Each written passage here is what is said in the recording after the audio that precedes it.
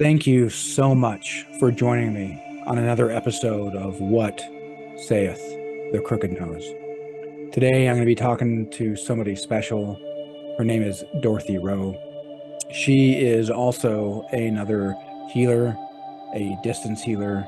I actually had her on my digital summit, Cancel Chronic Pain, where I spoke to 19 different experts from around the world who help others heal, whether it be in their mind or their body. And Dorothy recently had me on her podcast for an interview, which hasn't quite been released yet, but will be shortly.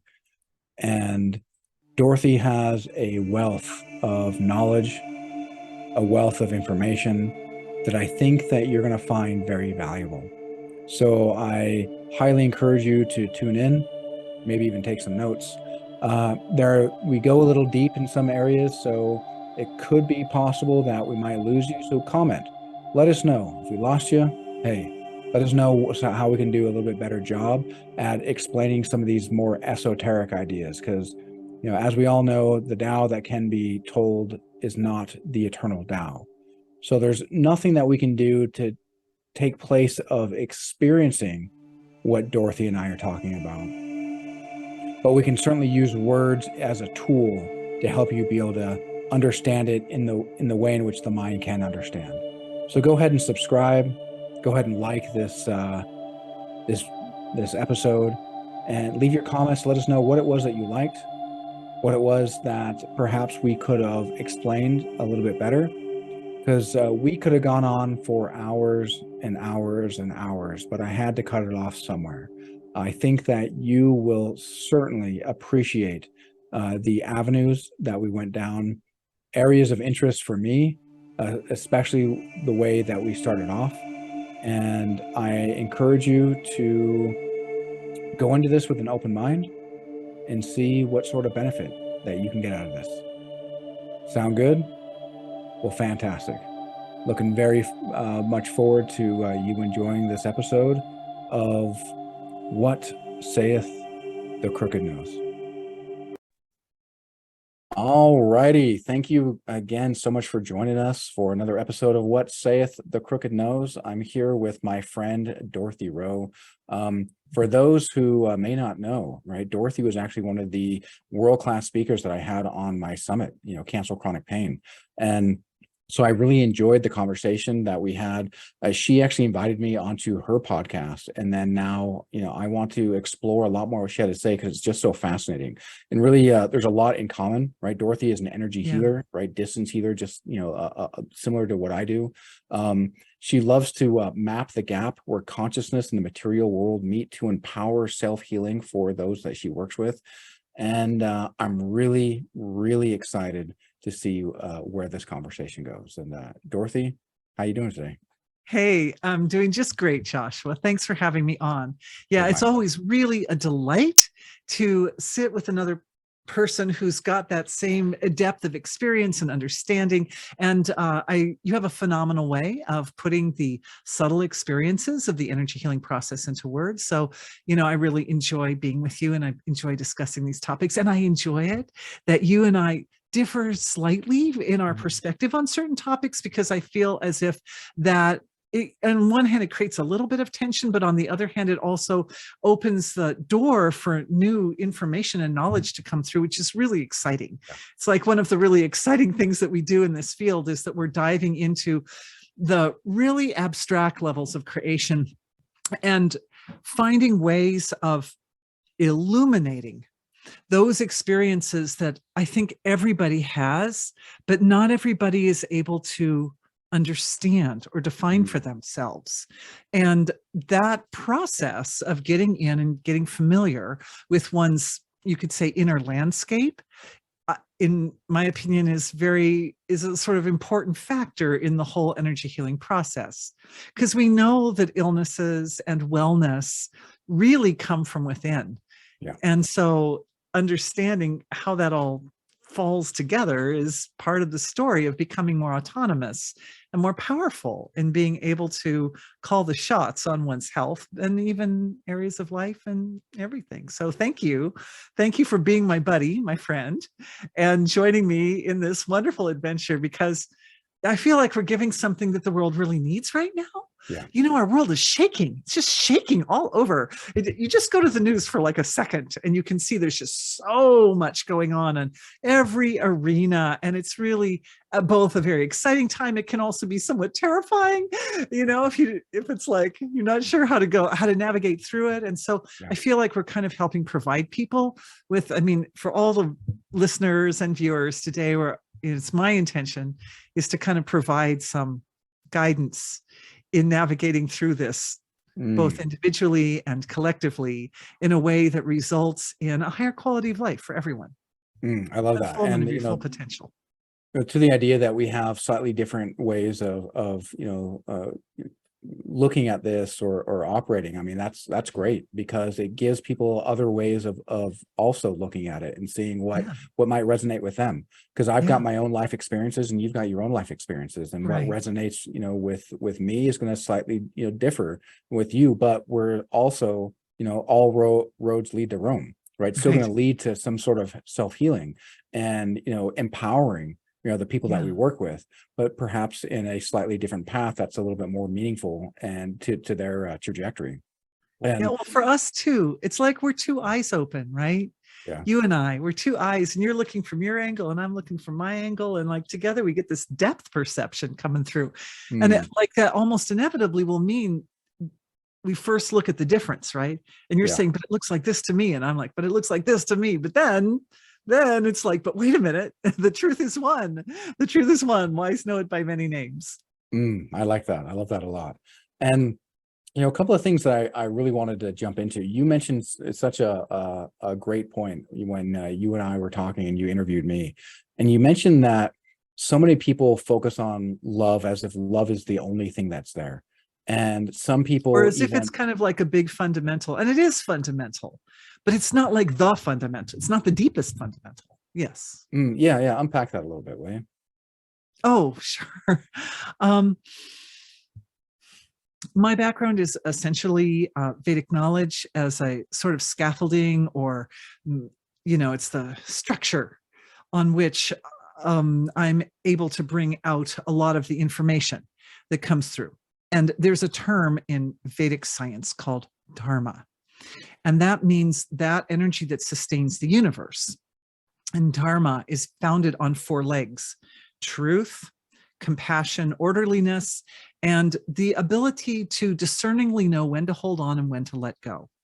And these 4 values are like tools that help people navigate through the harshest and most difficult situations, the roughest situations and circumstances.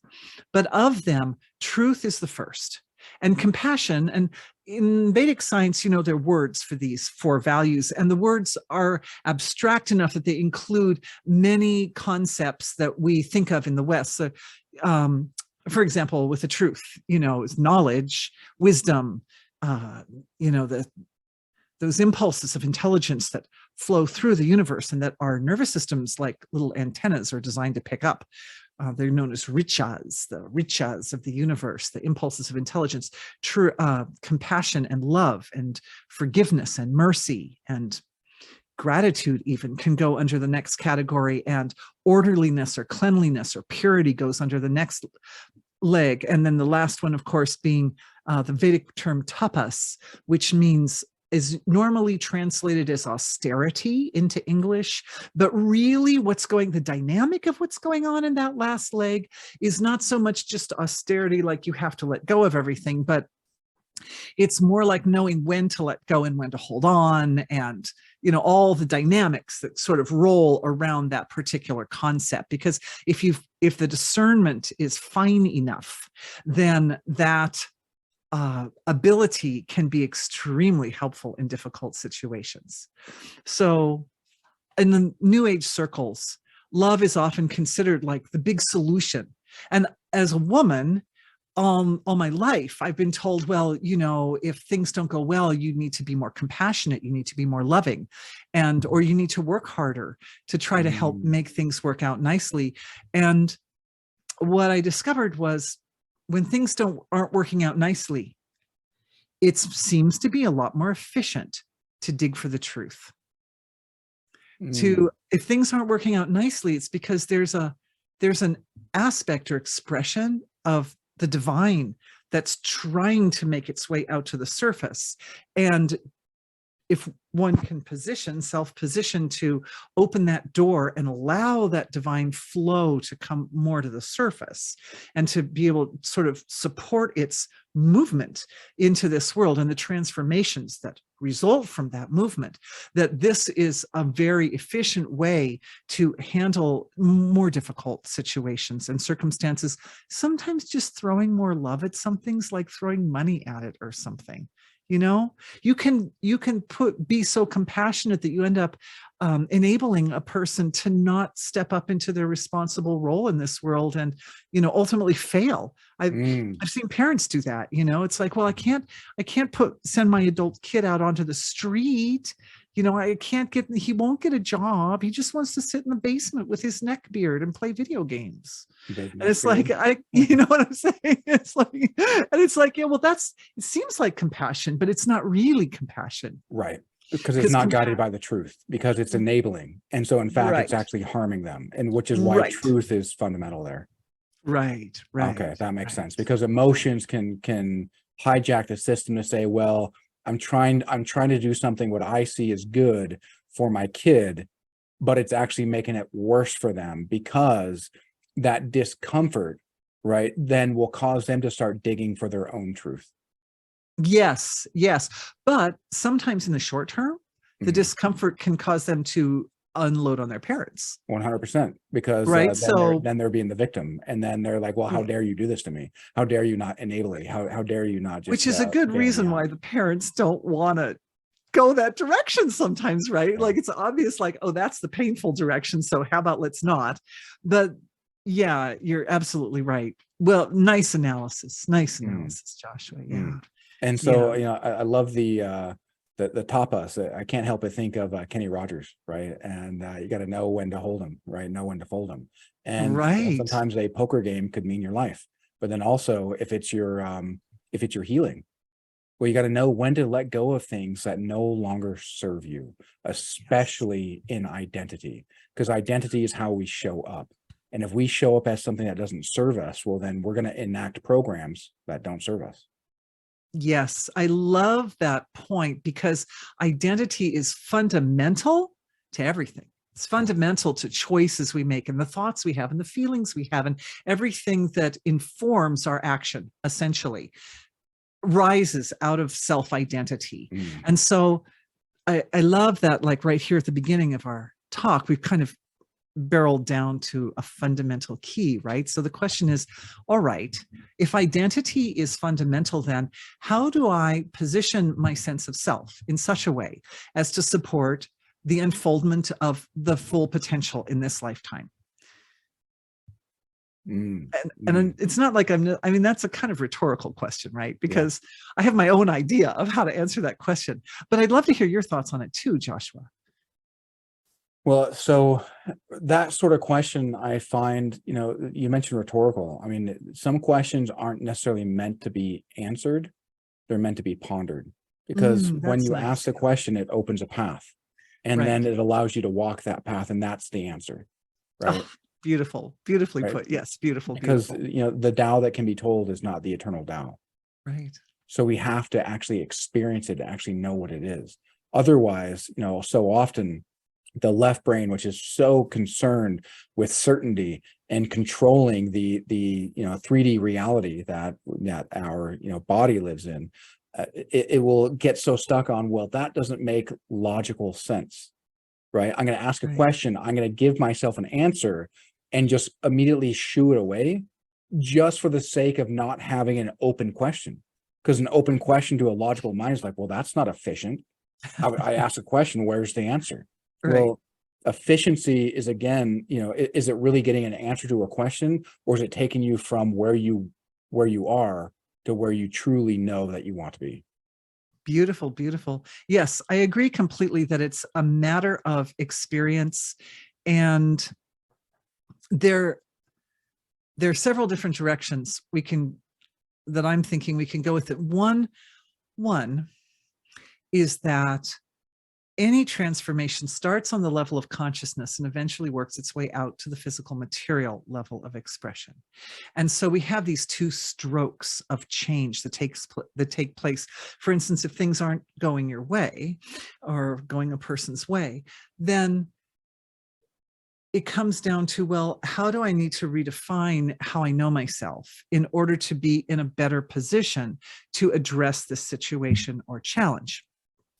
And it does start on the level of consciousness, but both the consciousness and the body are needed to make the transformation complete. And your point that it's really experiential, I think, is very well taken. I agree completely. From my side, I know you work with people in time and you do healings, how, people go back in time and they heal their young self and things like that. And yeah, I do that too. Yeah, I'm with you on that. It's a beautiful, and as you describe your process, it's the same. It's exactly the same as what my experience with it is as well.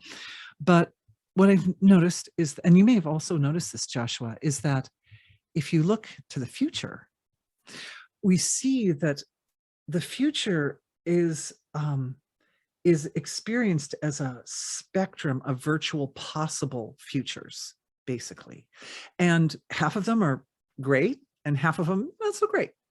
And among those that are great, there's going to be one that's like the greatest.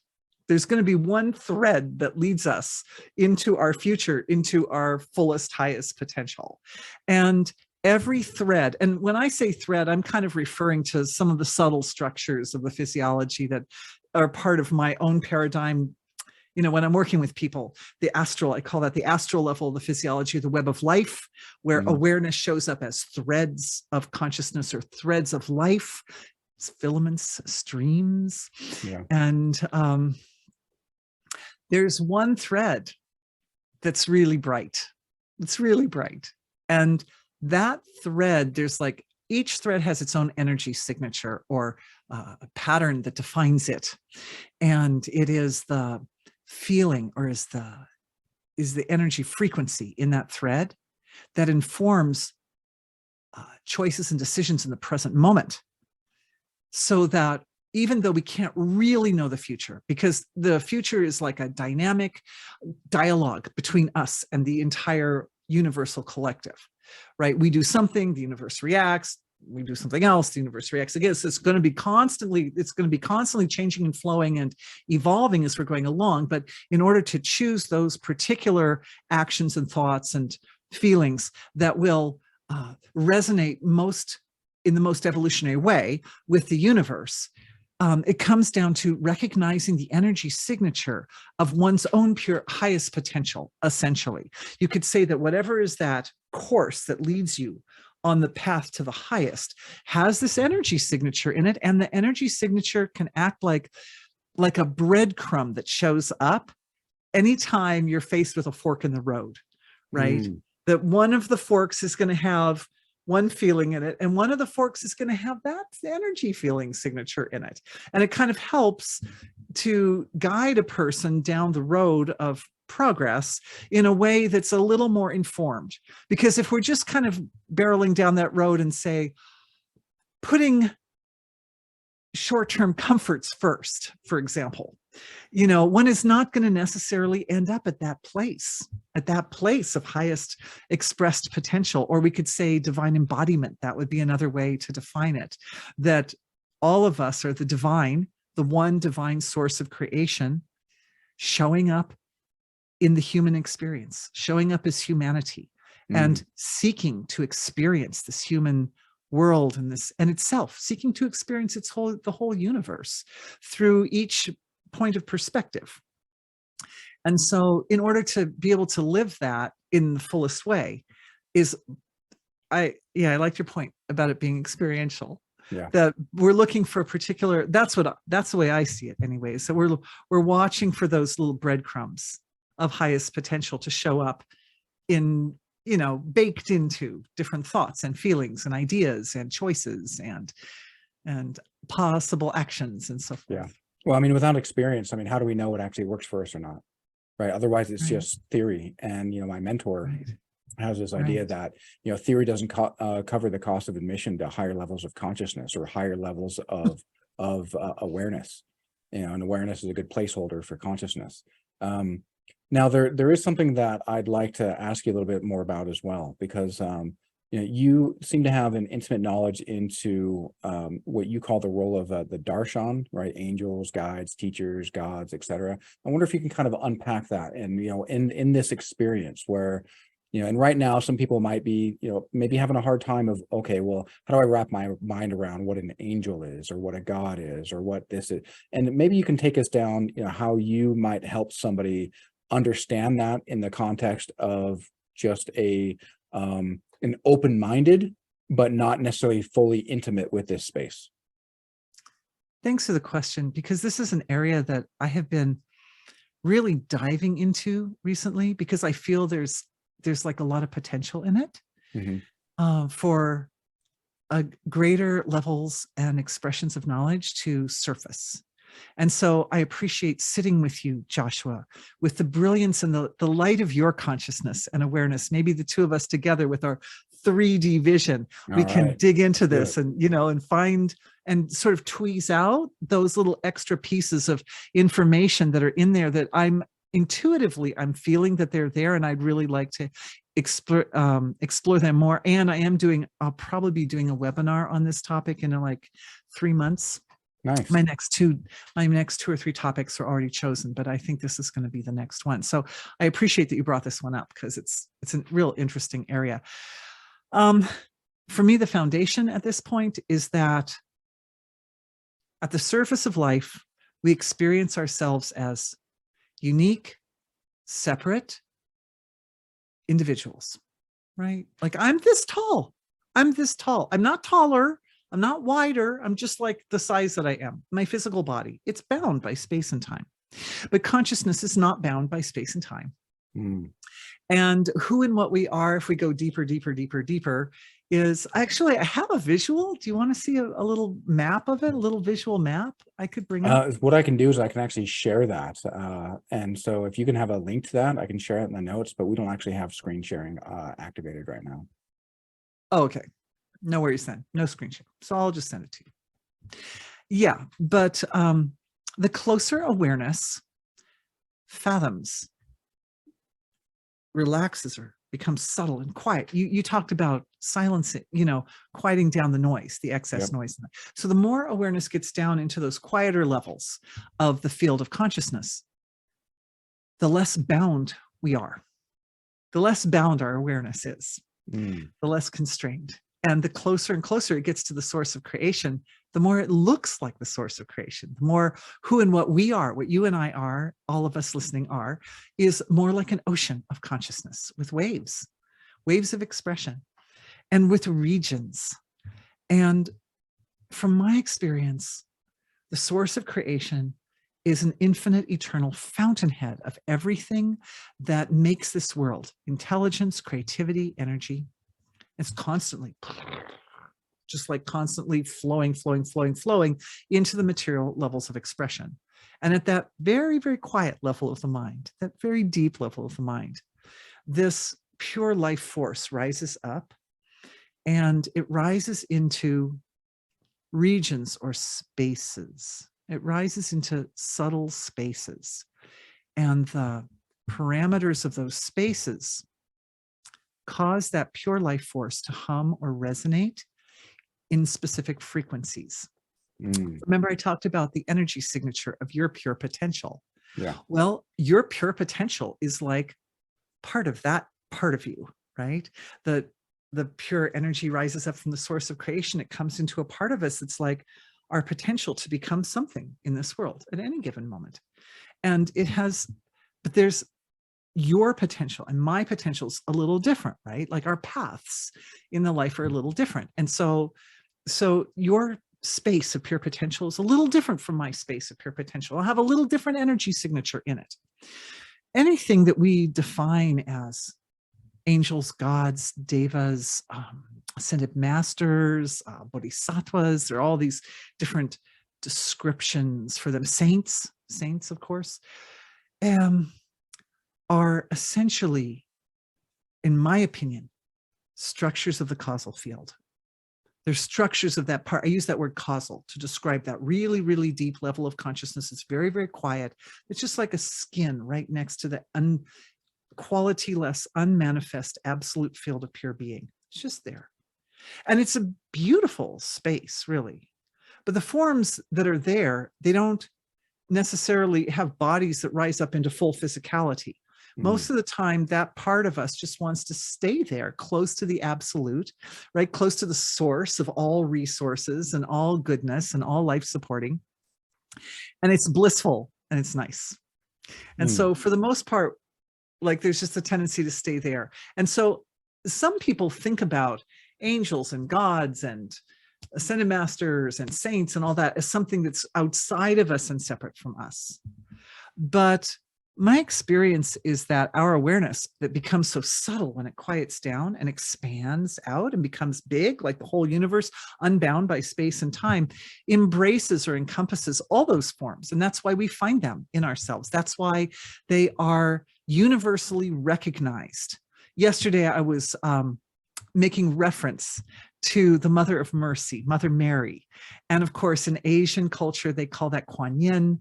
And in Middle Eastern religions, it has, I don't have all the names memorized, but any religion, any and every religion you look to, you will find a name for that. You will find a name for that expression of life that is held close to the source of creation. It's held close to divine being, right? And that is, it acts, the energy signature, the presence of that within each person is the energy that activates or catalyzes the healing process. Unconditional love. There's unconditional love in that form. How beautiful is that, right? Yeah. It softens every change and transformation that a person has to go through. It softens the roughest or harshest of experiences and provides hope for finding the tools to accomplish what one needs to in those difficult times. So when one quiets the mind, becomes, one with the stillness of the universe, then we can find these divine archetypes within us. The wizard. Yeah. And that's powerful. That's fantastic. I really like thinking about that. And there's a lot of truth to that. I mean, when this might seem a little hard to wrap somebody's mind around, because it's like, well, how do we even prove that's real? But the thing is Niels Bohr, right, contemporary of Einstein, right? He said everything, right? He's foundational part of quantum mechanics. He said everything that we consider that is real is made up of things that cannot be regarded as real. I love it. I love it.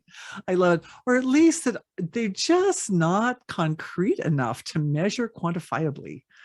They're just, how can you do it? It's like the Heisenberg uncertainty principle, right? That if you look at a electron and you define where it is in space, then you don't know which direction it's spinning. But if you look at it and you allow it to be moving, you can determine the spin. But the awareness, the actual act of putting awareness upon it, affects it. It affects and changes it. So then, when awareness is that powerful, and at that level, awareness is that powerful. Our awareness becomes more and more powerful the closer it gets to the source of all power. So those archetypal forms that we tend to think of them as, they are universal. So we tend to think of them as somehow bigger than us, because our little bodies, are bound by space-time. They're going to live about 80 or 100 years, maybe, if we're lucky. And they're only so many inches tall and so many inches wide and all that. So, some great archetypal form like the Mother of Mercy, who's got names that, can be found from ancient Greek mythology and in Latin and Greek. And so it goes back. She must be bigger. The thought is, oh, she must be bigger than me. But the truth is that as human beings, we already mastered that level. We've already been through that level. There's a kind of like an ascending process, like the transmigration of the soul from the source of creation up to this amazing, phenomenal experience that we have as physical material beings, it means that first you go through billions of years just down at that causal level. It's very blissful. It's very nice, and it takes time down there to sort out the reality of having an energy body, a body just made of pure energy structure that is both a unique body and also completely integrated with the source of creation. There's a process that we go through where at first, like the impulse of a life force comes out of the source of creation. And it's like, well, hey, this is different, right? It was quality-less, unbounded, indescribable, like eternal. And now it's like, I'm here, something. I'm something here. I'm something. And so then it goes through a period of leaning into its somethingness until it realizes that unless complete and total integration with wholeness is seeped into, it works its way and finds its way into that energy light body, life isn't, the full potential isn't realized. And so the soul goes on this journey down there in that light body area to become completely integrated with wholeness, completely, so that one shows up knowing I am the divine existing as a light body. And that's, in my opinion, that's the difference between a demon and an angel. Is when the form first comes up, it's like, I'm different. I'm going to be different. I'm going to be not that life supporting, completely positive, upholding evolution and but I'm going to be different from that. And then realizes, oh, I experience discomfort if I don't move over and be one with that. And so there's this process of moving over. So everything that we think of as demonic becomes ultimately angelic, just as we did in those bodies. And then once that's completely baked in, then the next time the form emerges, it emerges in a little bit more manifest body at the astral level, that level where the threads of creation show up as stream-like or snake-like forms. Everything connected like that, everything. And ancient, the closer those bodies are to the source of creation, the more long-lasting they are. So those are long lifetimes. And those forms are all around us and in us. And part of us, we think of them as meridians. We think of them as the threads of the web of life. They create and comprise all sacred geometrical shapes. No, that's all.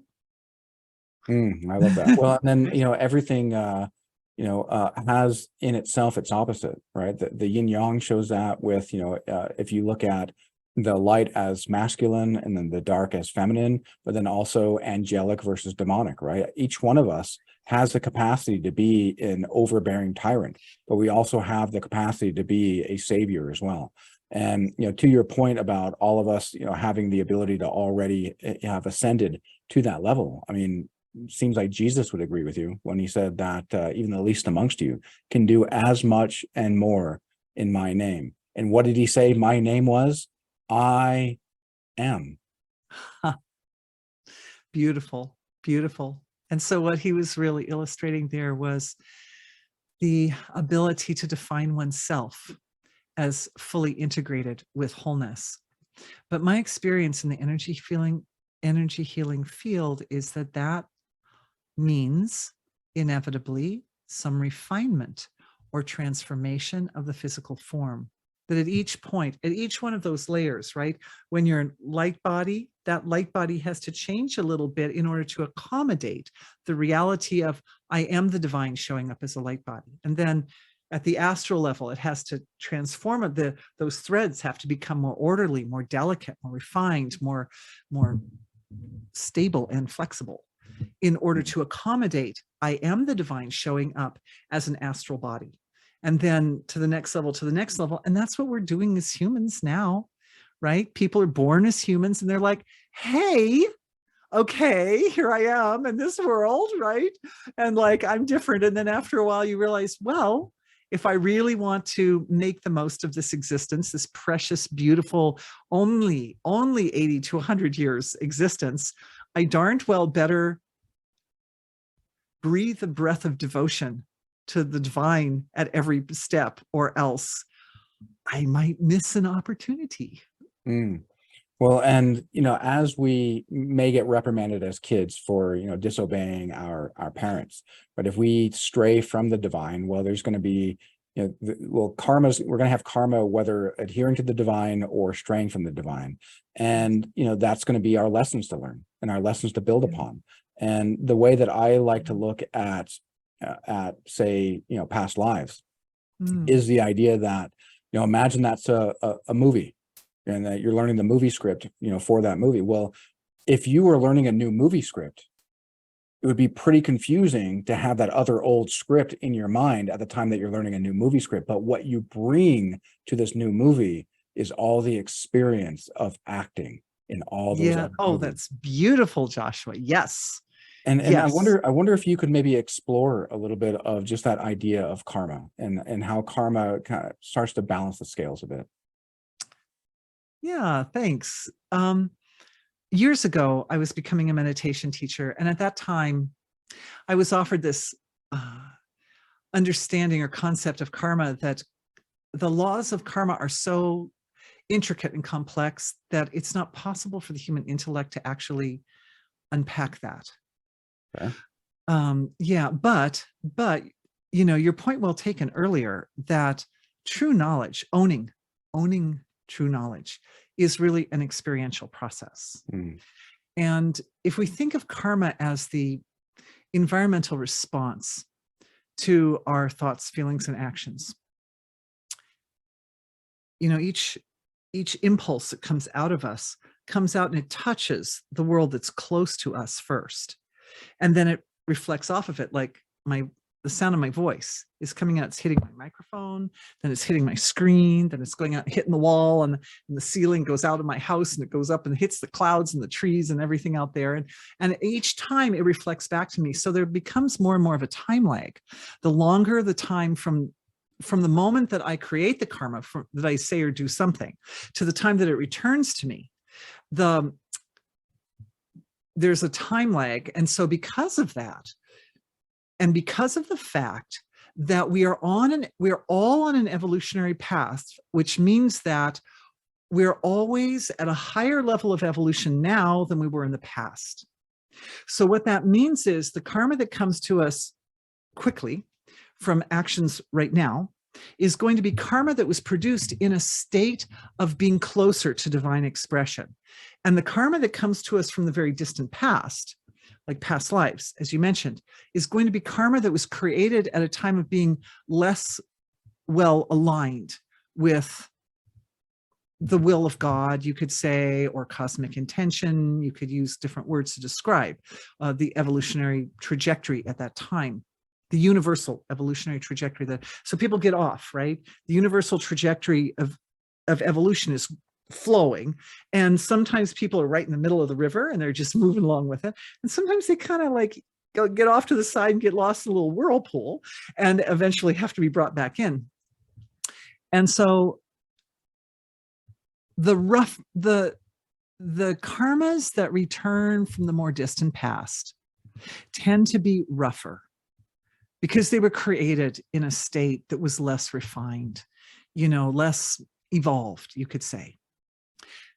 But there is a principle that you could think of karma like a debt in a way, bad karma like a debt, because there's obviously good and bad karma. But think of unfortunate karma as a debt, that if the man is very poor and the debt collector comes and says, you owe 1,000, and he can't pay, then there are ways to deal with that. And one of them is knowing that you're on an evolutionary path means that later you will have more resources to deal with that debt. So again, I'm going to return to that beautiful concept that you have so aptly brought forward, which is when you quiet the mind, when you quiet the internal noise, what happens is it makes the debt collector feel like nobody's home. The debt collector comes, you owe $1,000. And he listens. It's like, well, there's nobody in there. It's quiet. Maybe he's out for the day. He's gone shopping. So the debt collector is like, okay, I'll come back later. And so these are kind of like laws of nature. I'm using them, animating it, but this is the way nature works, is that if you can quiet down the internal noise enough, then you can decide, is this a time when I'm sufficiently resourced to pay this karma or not? And if the answer is no, I'm not sufficiently resourced, then you can just wait, because the laws of nature of it's time to pay the karma will pass. They'll flow over like a tidal wave, right? If you're on the surface of the ocean, the tidal wave comes, you get thrown everywhere.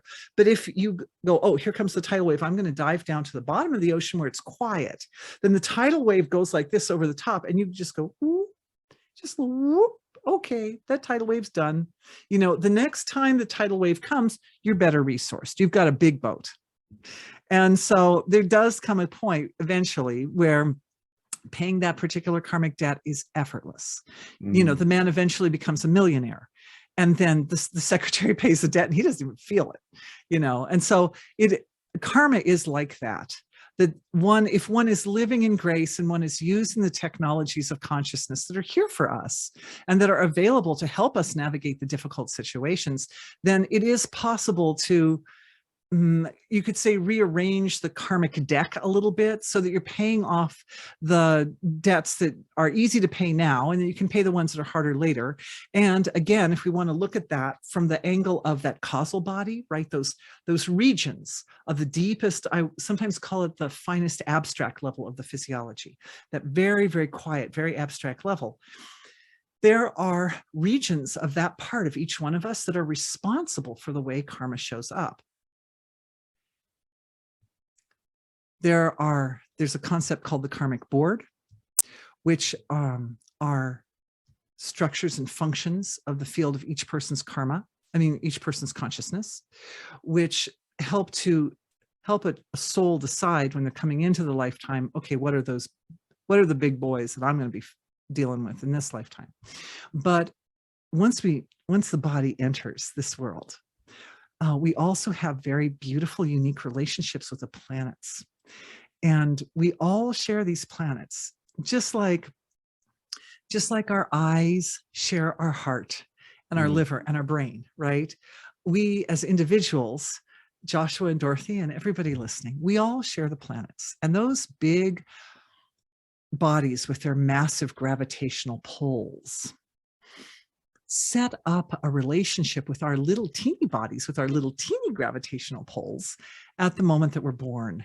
And those relationships definitely impact the way karma shows up for people. And I found that one of the ways of addressing karma is to heal and preserve and nurture the relationships that each person has with the planets. Even though we don't see them with our eyes so easily, they just look like little teeny dots. And how often does a person go out and look for them unless you're an astronomer? Yes. Yeah. Or an astrologer. But they're out there, and their bodies, all of us know that the moon, as it does its monthly cycle, it impacts us, and the sun impacts us. And the other planets sort of flavor. The sun and the moon have the most gravitational impact, and then the other planets flavor that. And those relationships are relationships just like people relationships in our life are relationships. And the planets absolutely adore the opportunity to heal any dissonance in their relationships with you and me. So if we take a few minutes, take a little time to put attention on the planets, this can, and nurture them and love them and appreciate them and meet them on the level of consciousness. We can send our consciousness out to Saturn and to Venus and Jupiter, Mercury, Mars. We can send to them and just see how we're showing up in that relationship. What is that relationship looking like? And is there any karma in that relationship that needs to be paid off? And is there anything that one can do? And making that little attempt from our positions individually means so much. And it not only means a lot to the planets, but also if we're going to heal our relationship with any of those regions of the cosmic field or the causal body, like the Mother of Mercy, or any of those other archetypal forms, we can also heal those relationships. And it can be very, very helpful. And those forms they're waiting for us. They're just there. They're there. They're universal. They've been hanging for a long time. And when we show up to interact in a life-supporting way, an evolutionary way, it's good.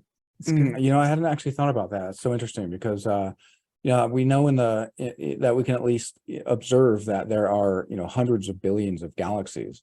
And within those galaxies, I mean, around each star, are multiple planets. So then we're probably dealing with something on the order of, not even a trillion, maybe not even a quadrillion, possibly a quintillion number of planets. And perhaps that's why we manifested on the planet that we had. It's because there's some sort of karmic debt that we are receiving because we did good, or some sort of karmic debt that we are paying back in order to learn the lessons that, hey, you did good, kid, good job. Here's a sweet little gig on planet little Earth, or yo, you done messed up.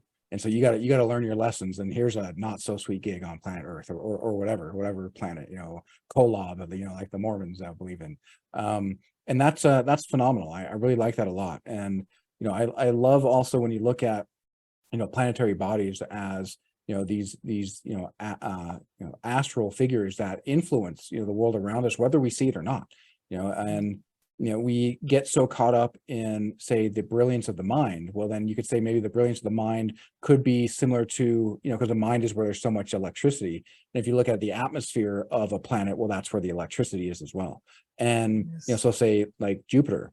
Well, the power of the mind, I mean, the electrical field, I mean, barely measurably extends beyond the body. And if you look at, say, Jupiter, well, in the atmosphere, well, you don't really see the electrical storms breaching the atmosphere. But if you look at the magnetosphere, or even the reach of our heart's magnetic electromagnetic field, well, it's Yes. 3,000 times greater than that of the mind. And if you look at that magnetosphere of Jupiter, right, so where the electricity isn't even breaching the atmosphere, you've got the magnetosphere of Jupiter that extends beyond even the asteroid belt, extends beyond even Mars, and reaches Earth's orbit.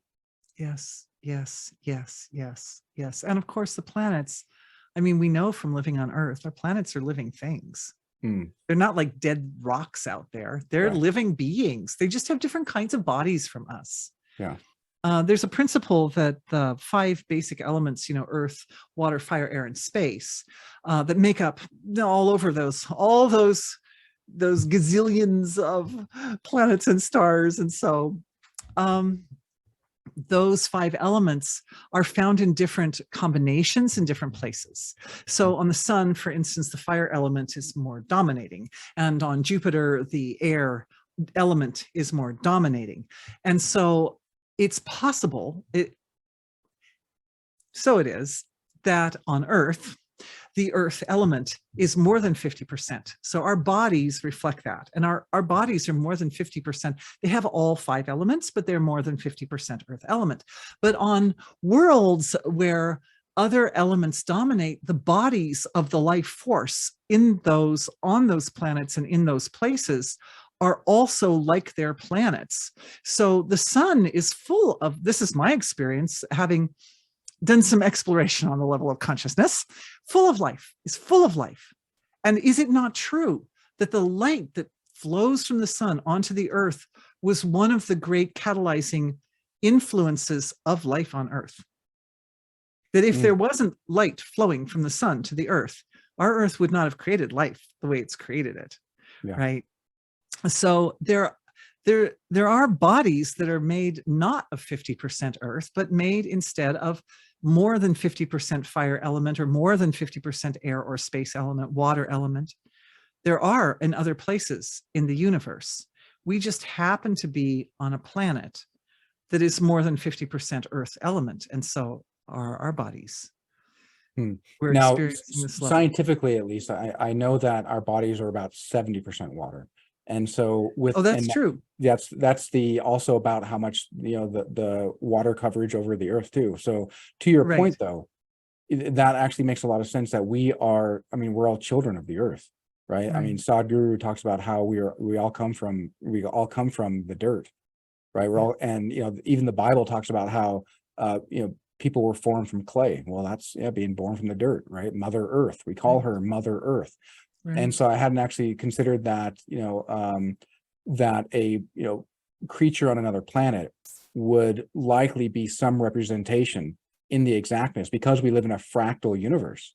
Well, we're just a fractal of Mother Earth. And so if we were born on Jupiter, for instance, then we'd be some sort of air. air creation, most likely. And yeah, that's fun. That's really fun to wrap your mind around. And then what's even more interesting too, if you want to get into the light as well, the light that reaches us on Earth from the sun. Well, that light took millions of years for it to escape the core of the sun to actually radiate Yes. out and take that 8-minute journey to us. Yes. Yes. And those photons are the building blocks of all food, right? Because the photons they're each like little packages of universal, like a little archive. Each photon is like an archive of universal information, because those photons have been around since the beginning. They took millions of years to get from the sun to the earth, but even then they were around even before then. And so then they come and they land on the plants, and the plants go through photosynthesis, and they produce sugars and and the elements that we find attractive to eat.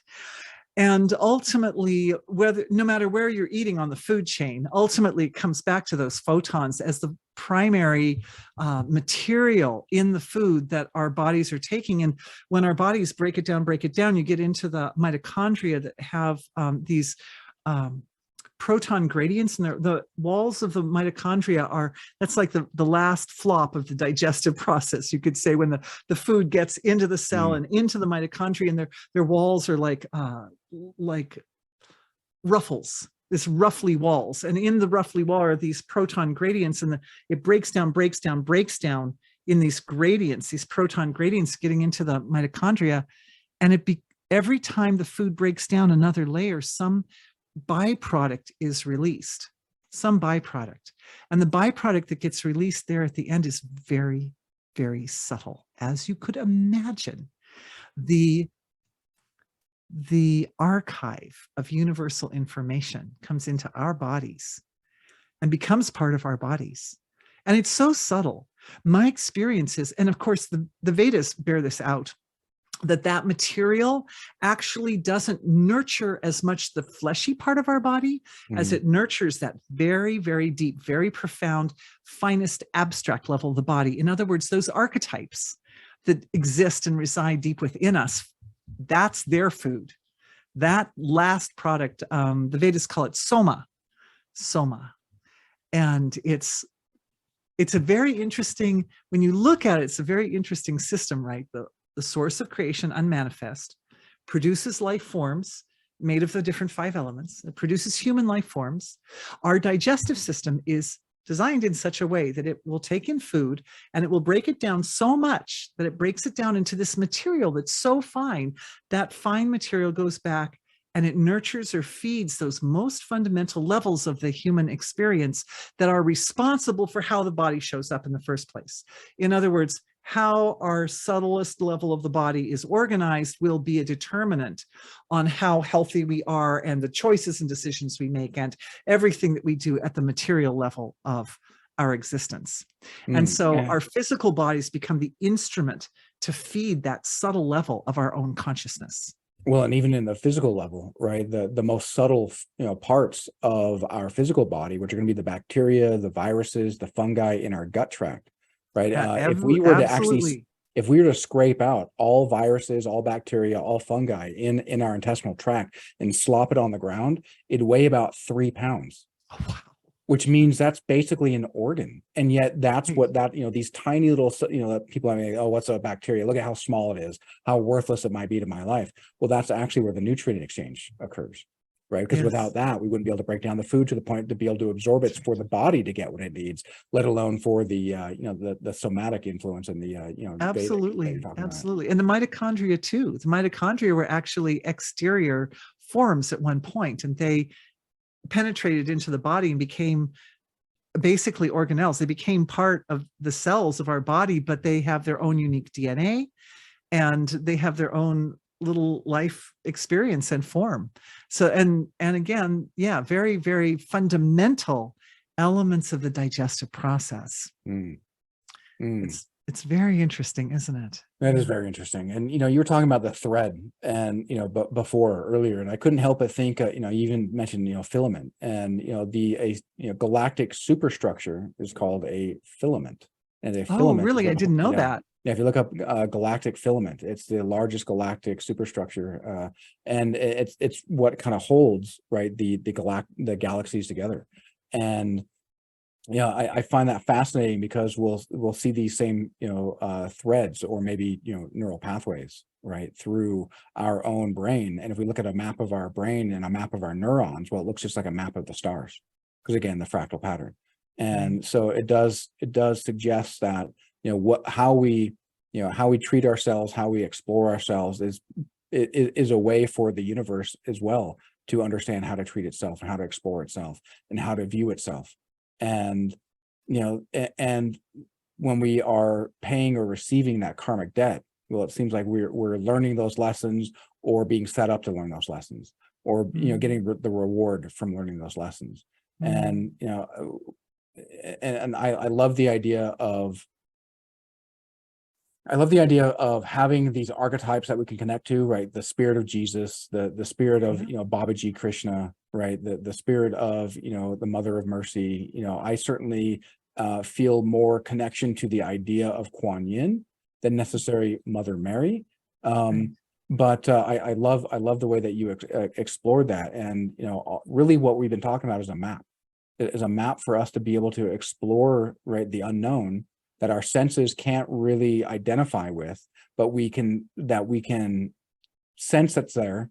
We can see it's there, especially because, you and I in our work, right, being able to help people who are feeling something, and then we take them through a non-physical experience, and then they feel better, and not just feel better, but then their bodies are responding better. They're healthier, right? Maybe disease is gone, maybe chronic fatigue, maybe that's gone as well. And, so yeah, and all by, perhaps feeding, what you were saying, that, that Vedic, soma, and that energy body, because, at what the idea of, as above, so below, as below, so above. Oh, yeah. What I'm shoving in my mouth was also above, but then it gets broken down below. When it gets broken down below, well, then it gets broken down even further below to the bacteria I was talking about, which then, gets broken down even more, because when it gets in the bloodstream, well, then that's when the mitochondria are having their, playing around with their heyday. And Right. The blood takes it into the cells, and inside the cells, the mitochondria. And the mitochondria are not in all the cells of the body, but they're mostly in muscle cells, and there are more in the heart cells than any other organ of the body, which is really, of course, the heart's a big muscle, obviously, but there can be up to 5,000 mitochondria in a single heart cell, whereas in some cells of the body, there are no mitochondria, which is very interesting, but they reproduce. And for a lot of people, the solution to, low energy, or challenges like that, or problems with digestion, is to promote the reproduction of the mitochondria in the body. Give them that little, hey, it's springtime, guys. yeah. Get to work. That's awesome. Let's make some more mitochondria. Well, I mean, it is the energy powerhouse of the body, right? I mean, Yeah. it's how we get our energy, is the Yeah. mitochondria doing their job. So that makes sense. And Right. again, coming back to, the analogy I was talking about the, the heart being 3,000, times, more effective and more powerful than the brain, and then, Jupiter. Well, that would make sense, because, it takes an electrical shock to shoot the heart back into working order if it stops, right? If it's in some sort of like atrial, fibrillation, right? And zap it, and then, get it going back to a normal sinus rhythm. And that's where there's so much electricity and electrical activity. So yeah, that makes a lot of sense. And it's fascinating to see how spirituality and physicality really play into each other, because of that fractal nature of the universe. Yeah, both are really important. I think at a collective level, our world has been going through a sort of awakening to the importance of the spiritual nature, the spiritual side of creation. And during that time was looking, a lot of people in the collective field were looking outside the context of Christianity, at least in the Western world, outside of the context of Christianity, or the traditional religion of the Western world. And in that exploration, there was a long period of just seeking the direct experience of totality, just seeking the direct experience of that source of creation. And I think for a while, people thought, well, that's all you have to do. You just have to experience that eternal, unbounded, absolute self. I am the one, like that. And then, everything else will kind of fall into place and will resolve. But it's become evident, thank goodness, that that's one step of the process, but it's not the whole story. And that, and I'm just playing off of what you just said about the physiology and consciousness, that really, what we're really doing is we're using the ability to access the source of creation as a tool to support changes in the physiology that then inform the process of evolution in such a way that every stroke, whether it's a evolution or healthful change in the body, or whether it's expansion of the mind into the source of creation, every one of those different strokes is leading the individual, the whole soul, that includes all of it, on and on along that path to the highest potential, essentially. That's incredible. Well, Dorothy, I feel like you and I could just go on and on and on and talk about I know, all it's things. so much fun, Joshua, really. So I'm wondering if you, one, if people were really resonating with this and they'd like to be able to reach out to you, what would be the best way for them to do that?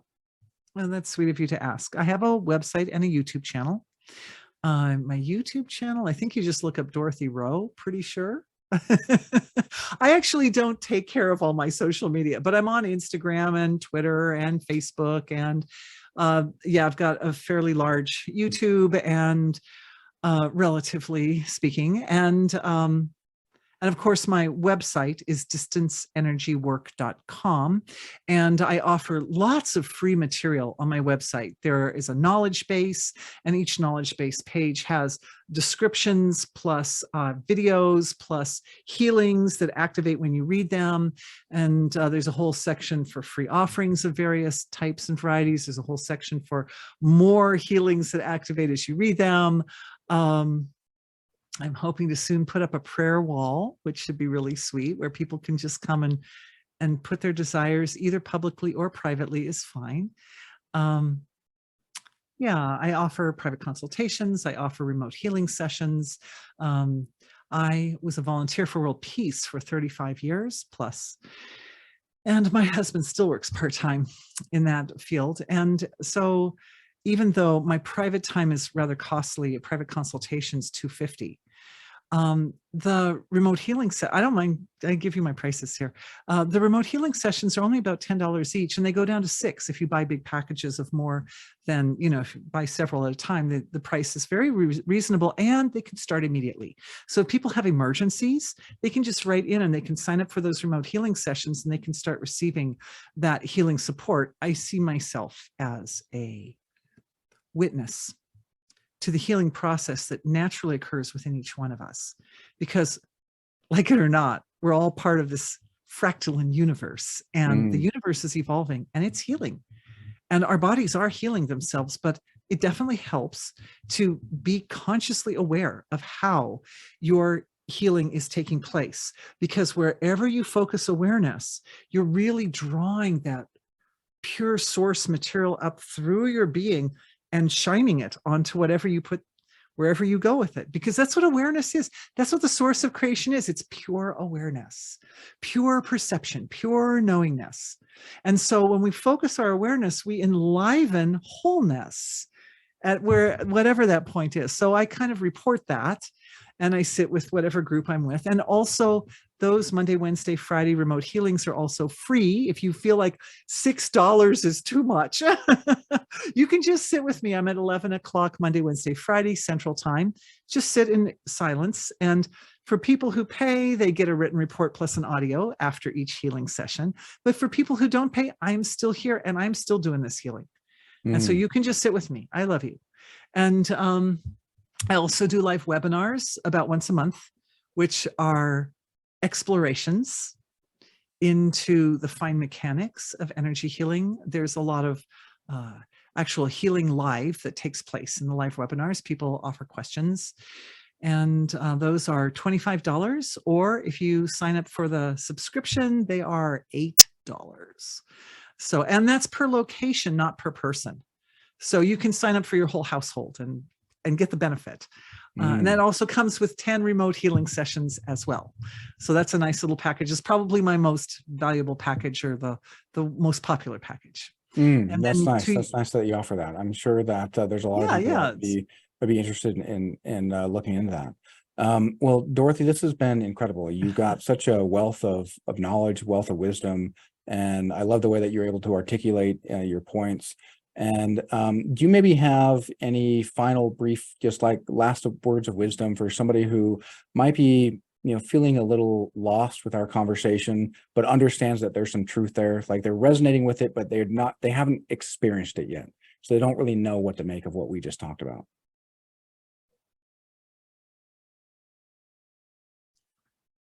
Awareness moves at infinite speed. You can focus it out into the material world, or you can focus it in toward the source of creation. Both directional flows are of value, and both will serve you. But our culture tends to encourage people to focus out almost exclusively, and everything in the material world pulls us out. All this social media and there's so much. So I think if I left with just one thing, it is experientially, it's worth it to take time to focus awareness in. It is worth it.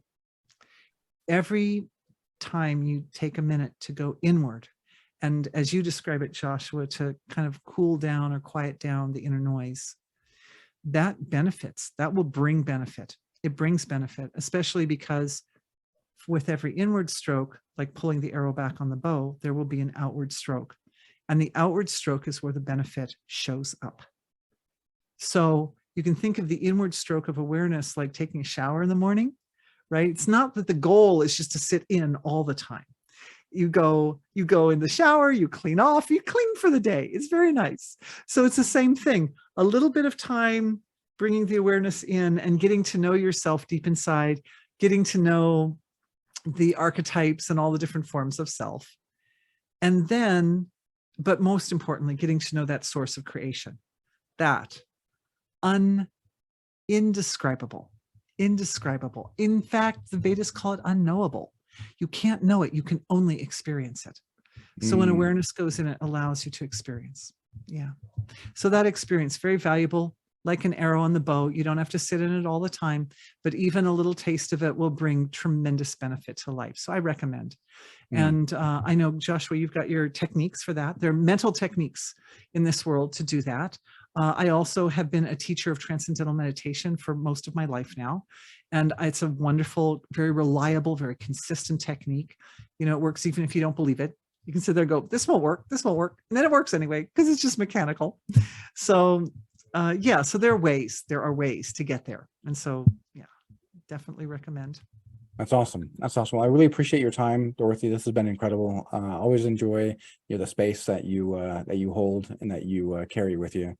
And thank you again for joining us. And this has been a wonderful episode of What Sayeth the Crooked Knows. And again, thank you so much for joining us. And may love and truth always guide your path.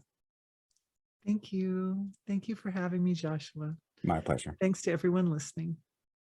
Bye.